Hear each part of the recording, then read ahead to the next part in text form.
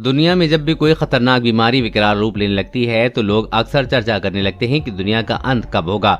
इस समय दुनिया के 76 देश कोरोना वायरस की चुनौती का सामना कर रहे हैं। चीन के वुहान शहर से शुरू हुआ कोरोना वायरस अब तक करीब 1 लाख लोगों को अपनी चपेट में ले चुका है, जिसमें से 3,382 लोगों की मौत हो चुकी है। अकेले चीन में 3,042 लोगों को कोरोना वायरस के कारण मौत हो चुकी है।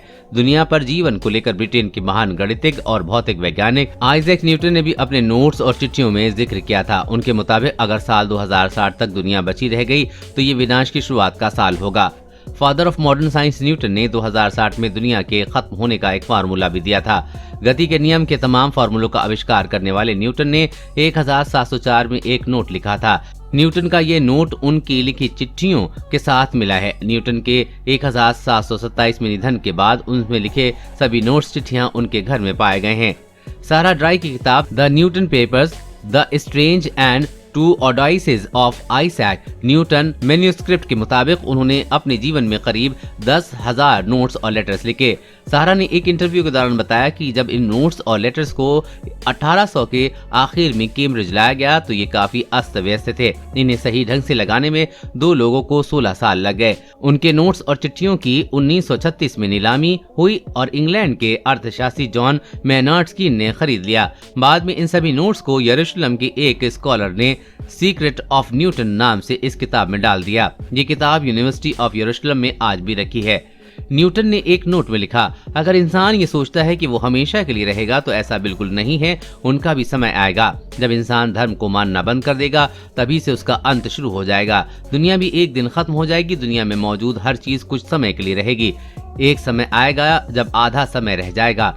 न्यूटन ने अपने एक नोट में लिखा है कि उन्होंने आधे समय की बात एक किताब में पढ़ी थी जिसमें समय समय पर और आधा समय का जिक्र किया गया था। न्यूटन ने इसी के आधार पर गणना की और उत्तर आया 3.5 साल यानी कि 1260 दिन।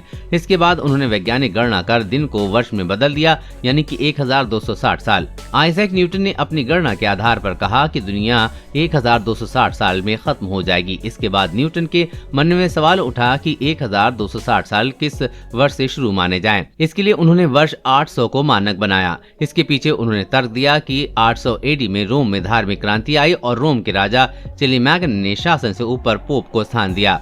न्यूटन की गणना के आधार पर 800 में 1260 को जोड़ने पर साल 2060 आया और उन्होंने दुनिया के अंत का साल 2060 बताया। न्यूटन ने 1704 में ही लिख दिया था कि अगर 2060 तक दुनिया का अंत नहीं हुआ तो वो साल होगा जब तबाही शुरू होगी। प्रसिद्ध वैज्ञानिक स्टीफन विलियम्स हॉकिंस ने भी दुनिया के अंत को लेकर दावा किया था कि मानव जाति ज्यादा से ज्यादा 600 साल तक जीवित रह सकती है। उनका कहना था कि 600 साल के भीतर पृथ्वी आग के गोले में तब्दील हो जाएगी। साथ ही कहा था कि मनुष्य को 100 साल के भीतर किसी दूसरे ग्रह पर जीवन की खोज कर बस्तियां बसानी होंगी। उन्होंने तर्क दिया कि बहुत ज्यादा आबादी के कारण धरती पर ऊर्जा की खपत बहुत ज्यादा हो जाएगी।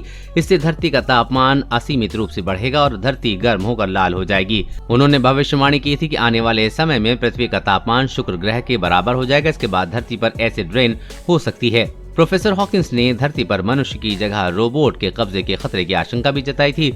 उनके अनुसार आने वाले सालों में रोबोट खुद 140 सभ्यता बनकर मनुष्य पर कब्जा कर सकते हैं।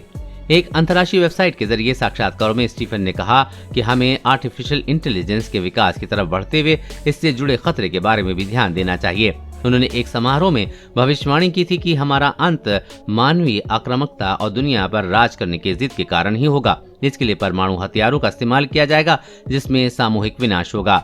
देश और दुनिया की हर अपडेट पाने के लिए चैनल को सब्सक्राइब करें।